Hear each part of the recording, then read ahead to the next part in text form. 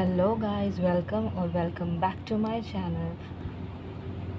आज हम इस वीडियो में डिस्कस करने वाले हैं कि एसबीआई क्लर्क जो आपका अभी होने वाला है उसमें जो मेंस में आपका जर्नल अवेयरनेस का सेक्शन आता है उसकी जीएस आप कैसे प्रिपेयर करेंगे और कैसे आप 35 प्लस स्कोर कर सकेंगे। 35 प्लस इन जीएस सेक्शन, इसकी जो स्ट्रैटेजी है वो हम शेयर करने लगे हैं।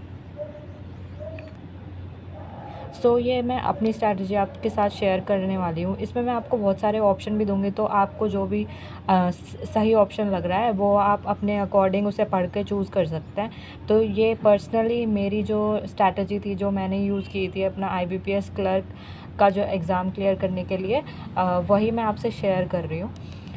तो आई होप ये आपके मेंस के लिए यूज़फुल वीडियो होगी और आप इसे अपने दोस्तों के साथ शेयर कीजिएगा और चैनल को प्लीज़ सब्सक्राइब कर लीजिए। तो लेट्स बिगिन। जो जीए सेक्शन होता है उसमें मेनली आपका जो करंट अफेयर आता है, 4 to 6 मंथ्स का आपका जो करंट अफेयर है वो आपको करके जाना चाहिए। वैसे 3 to 4 मंथ्स, अगर आपके पास कम टाइम है तो 3 to 4 मंथ्स का आप बहुत अच्छे से प्रिपेयर कर लीजिए, और अगर आपने पहले कर रखा है तो 6 मंथ का आप प्रिपेयर करके जा सकते हैं। तो फर्स्ट हो गया हमारा करंट अफेयर। सेकंड जो आता है वो है स्टैटिक पोर्शन। स्टैटिक पोर्शन में जैसे wild life centuries and capital currency, ये सब इनके भी कुछ क्वेश्चंस जो है वो आ जाते हैं।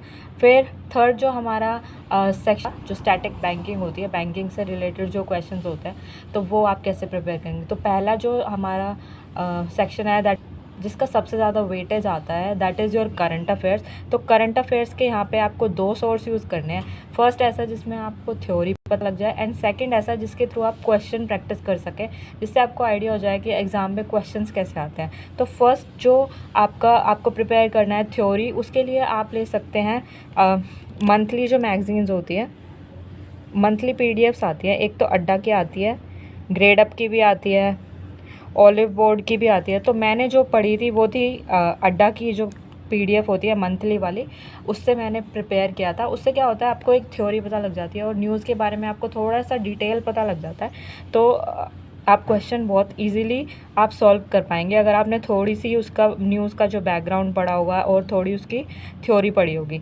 सेकंड, आपको एक ऐसी पीडीएफ चाहिए, ऐसा सोर्स चाहिए जहाँ से आप क्वेश्चन प्रैक्टिस कर सकें। तो मैंने जो यूज़ किया था वो था स्टडी आईक्यू। तो इनके क्वेश्चंस आते हैं, अड्डा के भी क्वेश्चंस आते हैं, जिसमें ये मंथली को कंपाइल कर देते हैं इन अ क्वेश्चन एमसीक्यू फॉर्म।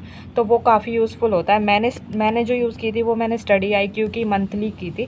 पहले मैंने थ्योरी पढ़ ली थी अड्डा से, उसके बाद मैंने क्वेश्चन आंसर्स अटैम्प्ट किए थे फ्रॉम स्टडी आईक्यू, और मैंने इसको बहुत बार रिवाइज़ किया था, जिससे वो मेरे माइंड में बैठ जाए। आप पहले ही लर्न करने पे ज़्यादा फोकस मत कीजिए, पहले आप सिंपल उसे पढ़ें, और तो जैसे आप उसे रीड करेंगे तो 2-3 बारी जब आप रीड करेंगे तो वो आपको याद होने लग जाएगा।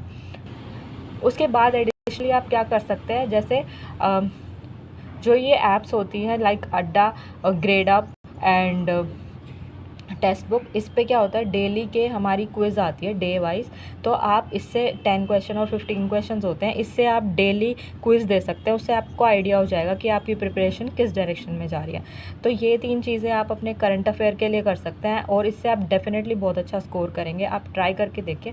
3-4 मंथ का जो आपका करंट अफेयर है वो आप ऐसे ही कीजिए। एक सोर्स ऐसा जिससे आप थ्योरी कर सकते हैं, और अड्डा का भी जो आपका मंथली पीडीएफ आता है उसमें से एग्रीमेंट, मोमेंडम ऑफ अंडरस्टैंडिंग, ये वाला पोर्शन काफ़ी आता है। इकनॉमी का जो पोर्शन होता है वो आपका काफ़ी क्वेश्चन फॉर्म में आ जाता है, और न्यू जो बैंक से रिलेटेड जो न्यूज़ होती हैं वो भी काफ़ी इंपॉर्टेंट होती है। जैसे आपने प्रीवियस ईयर के क्वेश्चन पेपर्स में देखा होगा, इस टाइप की जो न्यूज़ है वो काफ़ी इससे क्वेश्चंस बनते हैं। तो आप उस पर थोड़ा सा ज़्यादा फोकस कीजिएगा। और जैसे अभी न्यू अपॉइंटमेंट हुए हैं, कैबिनेट मिनिस्टर्स चेंज हुए हैं, वो सारे आप पढ़ के जाइएगा, इससे आपको ज़रूर क्वेश्चंस मिलेंगे। नेक्स्ट जो हमारा सेक्शन आता है that is the static portion. तो स्टैटिक पोर्शन को आप इग्नोर मत कीजिए, क्योंकि अगर आपने स्टैटिक पोर्शन इग्नोर किया तो आपको ऐसा लगेगा यार ये मुझे क्वेश्चन आता था, काश मैंने पढ़ लिया होता। तो स्टैटिक पोर्शन जो होता है आपका वो काफ़ी स्कोरिंग होता है। तो इसके लिए आपको 1-2 बारी जो लिमिटेड सोर्सेज है और जहाँ से ज़्यादा क्वेश्चन आते हैं वही प्रैक्टिस करने हैं। तो सो इसके लिए जो सोर्स यूज़ किया था मैंने, जो अड्डा के एंड में एक मास्टर PDF आता है जिसमें वो पूरा सब कुछ स्टैटिक पोर्शन, बैंकिंग अवेयरनेस भी डालते हैं, तो वो आप यूज़ कर सकते हैं। कोई भी पुराना भी ले सकते हैं क्योंकि स्टैटिक पोर्शन चेंज नहीं होता। सो अड्डा का एक पूरा कंपाइलेशन आता है एग्ज़ाम्स, मेंस एग्ज़ाम से पहले, वो आप यूज़ कर सकते हैं। उसमें आपको स्टैटिक पोर्शन रहेगा, उसमें आप सेंचुरीज़, वाइल्ड लाइफ सेंचुरीज़ और रिवर, डैम्स और करेंसी एंड कैपिटल करके जा सकते हैं। इसमें भी अगर आपको थोड़ा चूज़ी होना है तो आप ऐसी कंट्रीज़ देख सकते हैं जो अभी फ़िलहाल न्यूज़ में थी, उससे क्वेश्चन फॉर्म होने की ज़्यादा संभावनाएं हैं। और जैसे IBPS क्लर्क में हमसे एक क्वेश्चन पूछ लिया गया था कि ट्विटर का CEO कौन है, तो फ़िलहाल जो आप ये इस टाइप के क्वेश्चन करके जाइए, शायद आपको 1-2 क्वेश्चन वहाँ पे मिल जाए। अभी जो फ़िलहाल न्यूज़ में ज़ोमैटो के जो CEO हैं वो चल रहे हैं, तो आप इनका नाम याद कर लीजिएगा। और क्योंकि ज़ोमैटो का अभी IPO लॉन्च हुआ है, तो ये फ़िलहाल अभी न्यूज़ में है। सेकेंडली, जैसे बड़ी बड़ी एड्यूटेक कंपनीज़ हैं, इनके CEO भी आ सकते हैं, जैसे बायजूस हो गई। तो मैंने आपको अपना करंट अफेयर के बता दिया। सेकंड, मैंने आपको स्टैटिक पोर्शन के भी अपना बता दिया कि कहाँ से आप प्रिपेयर कर सकते हैं और कौन से जो चीज़ें हैं जिन पे आप ज़्यादा फोकस कर सकते हैं, उन्हीं में से क्वेश्चन आएंगे। थर्ड जो आपका सेक्शन बच जाता है वो है बैंकिंग।